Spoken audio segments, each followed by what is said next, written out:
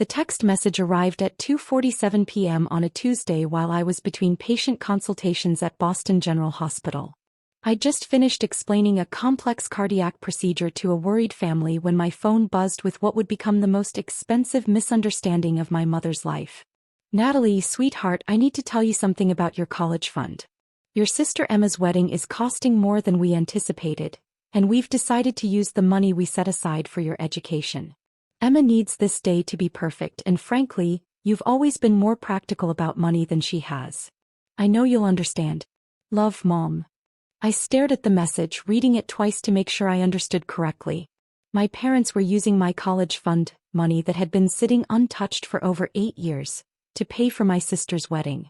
What made this particularly interesting was that I'd graduated from Harvard Medical School 3 years ago without borrowing a single dollar, thanks to the software patents I'd developed during my undergraduate years at MIT. The college fund Mom was referring to had been irrelevant to my education since I was 22 years old. I texted back, "I want Emma to be happy too. Whatever makes her wedding day special." Mom responded immediately, "Thank you for being so understanding, honey. I knew you'd see the bigger picture. This wedding is going to be featured in Southern Bride magazine. Emma is so excited." What Mom didn't know was that the bigger picture included the fact that I'd been quietly paying for my own medical school residency expenses and living costs through licensing fees from 3 software applications I'd developed. The apps, focused on medical scheduling and patient management systems, had been generating substantial royalty payments for years.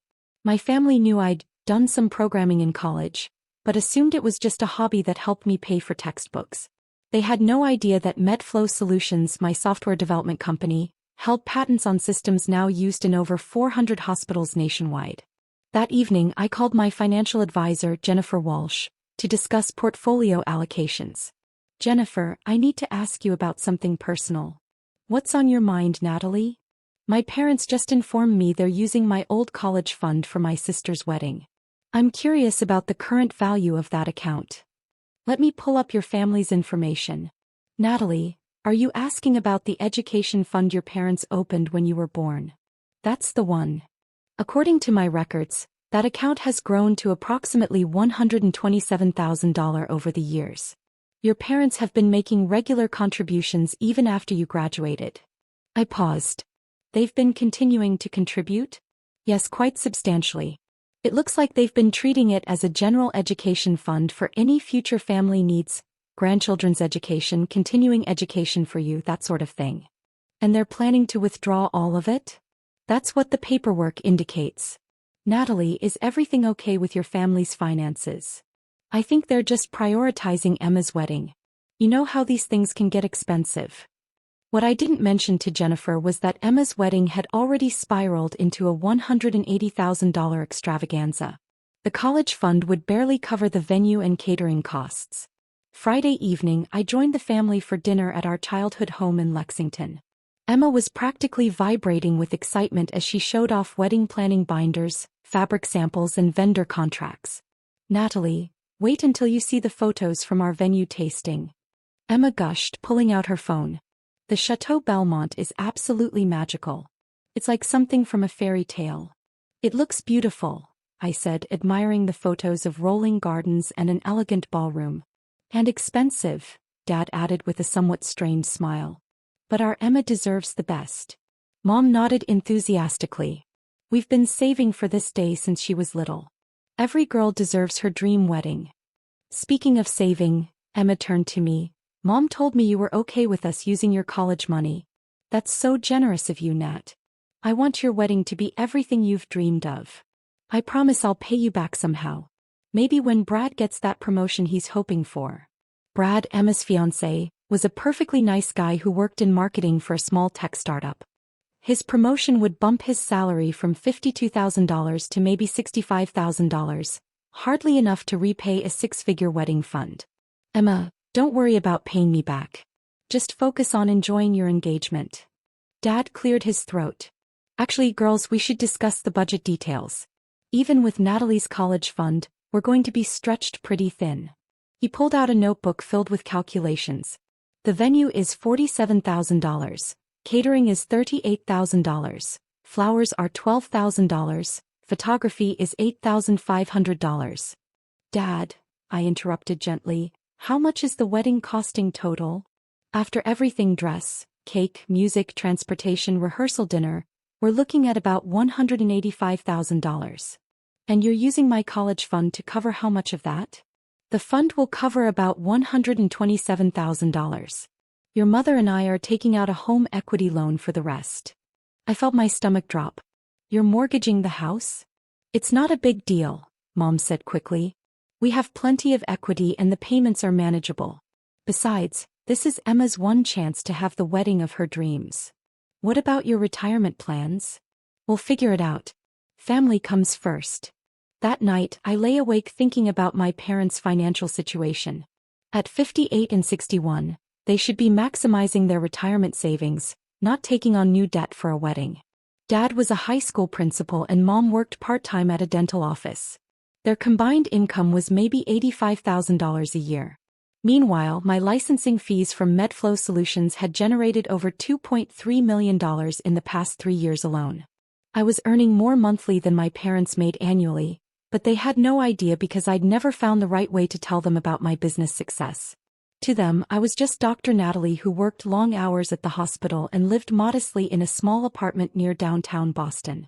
They assumed my resident physician salary was my only income. Saturday morning, I decided to visit Emma at her apartment to understand her vision for this expensive wedding. Emma, can I ask you something? Sure. She was addressing save-the-date cards at her kitchen table, surrounded by wedding planning chaos. Is this wedding what you really want, or is it what you think you should want? She looked surprised. What do you mean? I mean, $185,000 is a lot of money. Are you comfortable with Mom and Dad going into debt for your wedding day? Natalie, every bride deserves one perfect day. Mom has been planning my wedding since I was 12 years old. She's more excited about this than I am, honestly. But what do you want? If money weren't a factor, what would your ideal wedding look like? Emma was quiet for a moment. You know what? I'd probably want something smaller. More intimate. Brad and I talked about eloping to Italy, but Mom cried when we mentioned it. You wanted to elope? We wanted to spend our money on a house down payment and a honeymoon. But Mom said a wedding is a once-in-a-lifetime event that brings families together. And now you're having the wedding Mom wants instead of the wedding you want. I guess so. But Nat, I can't break her heart. She's been dreaming about this day for years. I understood then that this wasn't really Emma's wedding, it was Mom's production with Emma as the star performer. Monday morning, I called the Chateau Belmont to inquire about their payment policies. Good morning, this is Dr. Natalie Harrison. My sister Emma is having her wedding at your venue in October. Oh yes, the Harrison Matthews wedding. How can I help you? I wanted to confirm the payment schedule for the event. Let me pull up the contract. We have a $15,000 deposit already paid, and the remaining $32,000 is due 30 days before the event. And if the payment doesn't go through?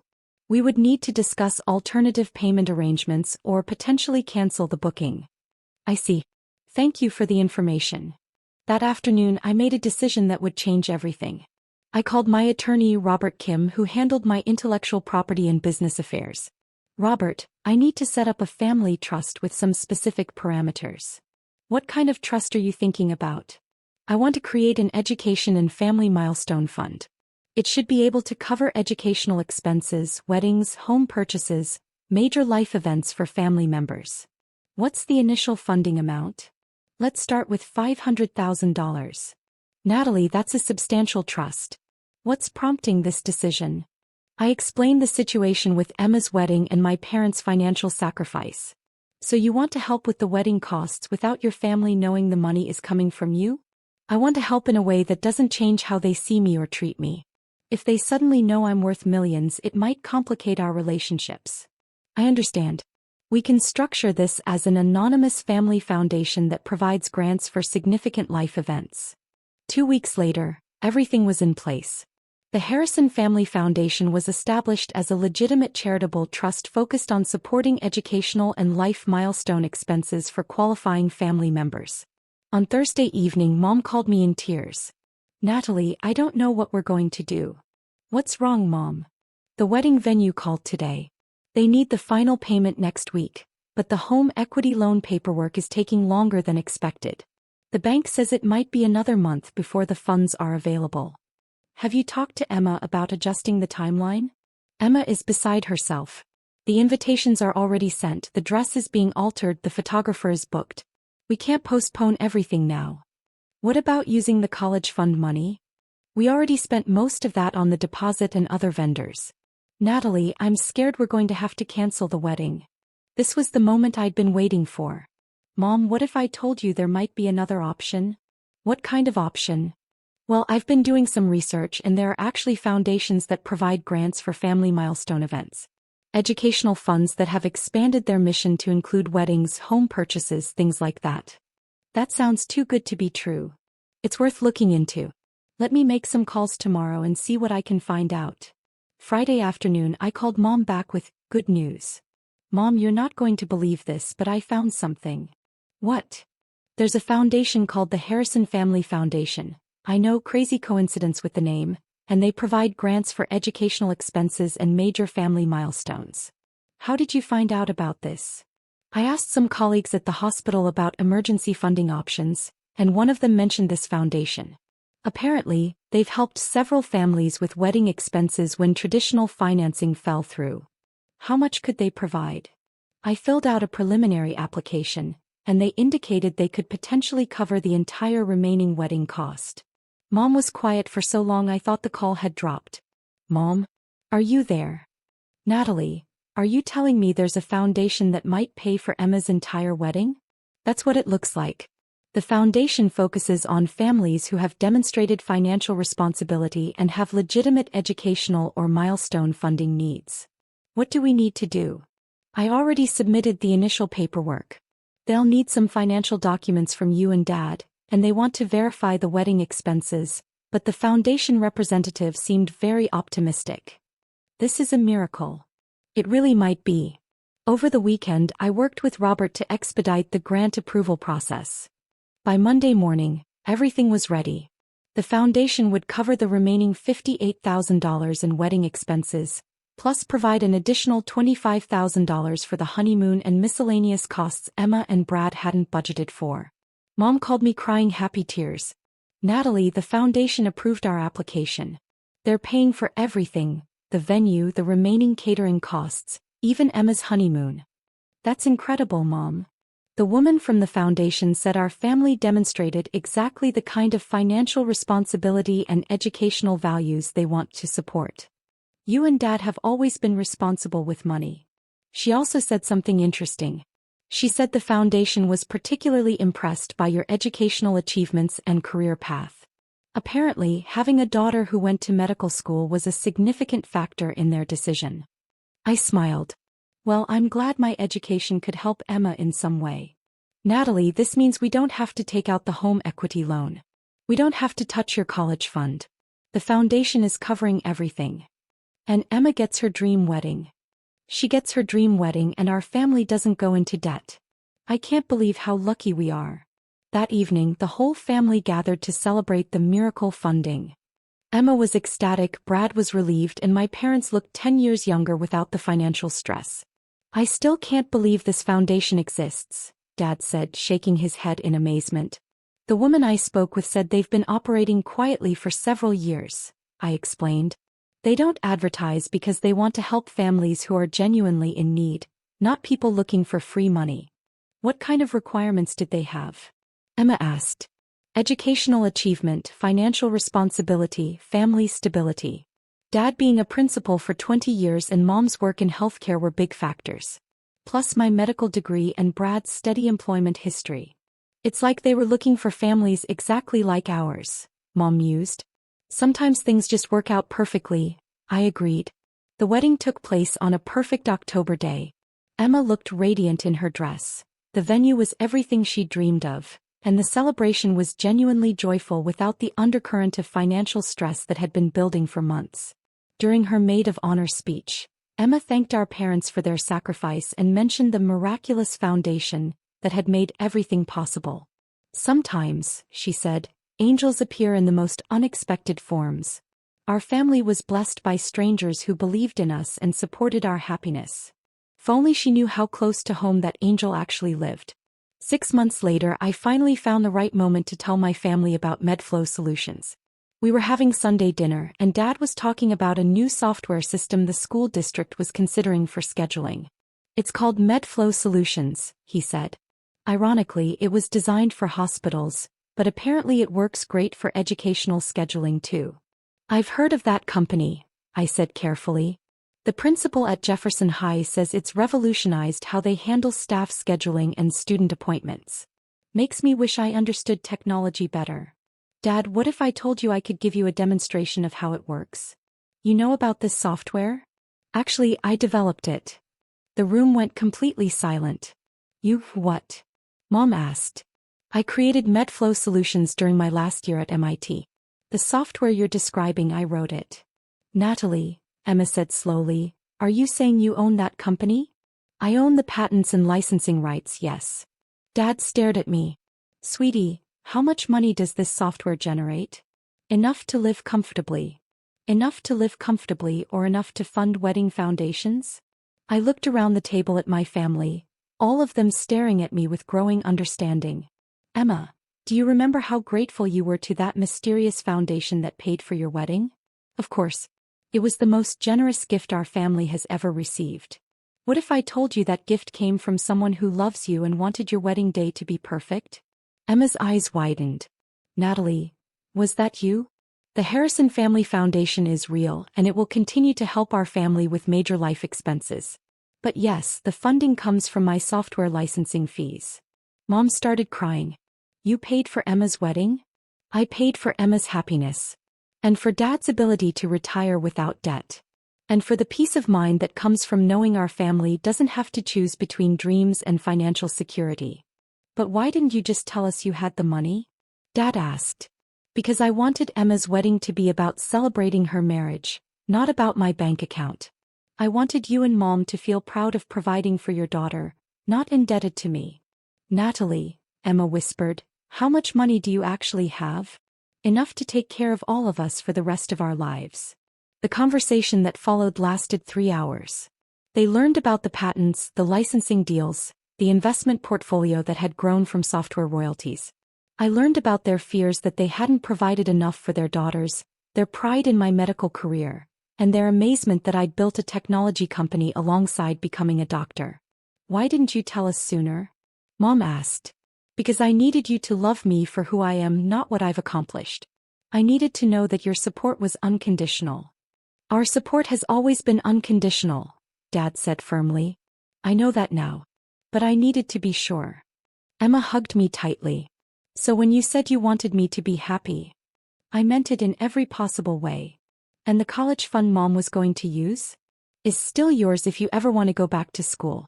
The foundation can cover a lot of dreams, Emma.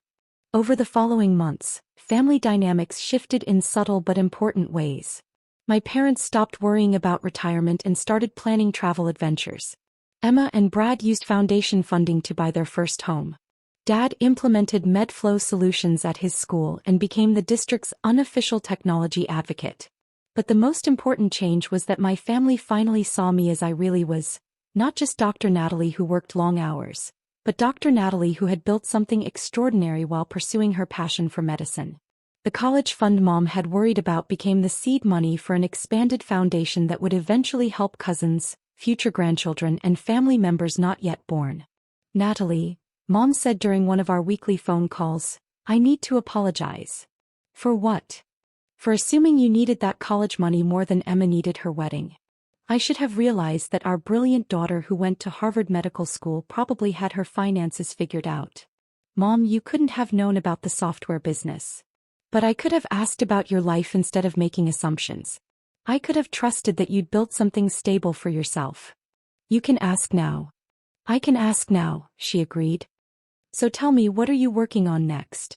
As I described my latest software project, a patient care coordination system that could revolutionize hospital efficiency, I realized that the most valuable thing about wealth wasn't the money itself. It was the freedom to help people you love without them feeling diminished by that help. Emma got her fairy tale wedding, my parents got their financial security, and I got the satisfaction of providing both without anyone feeling like charity cases. Sometimes the best gifts are the ones people think come from strangers, because that lets them feel blessed rather than indebted. And sometimes the most successful business ventures are the ones that let you take care of family without them ever having to know they needed taking care of. The Harrison Family Foundation continues to operate quietly, supporting educational goals and life milestones for people who deserve good things but might not otherwise be able to afford them. And sometimes, late at night when I'm working on new software innovations, I think about that text message from Mom about using my college fund. She was right that Emma deserved a perfect wedding day. She just never imagined that her other daughter had already ensured it would be perfect with or without that old college fund.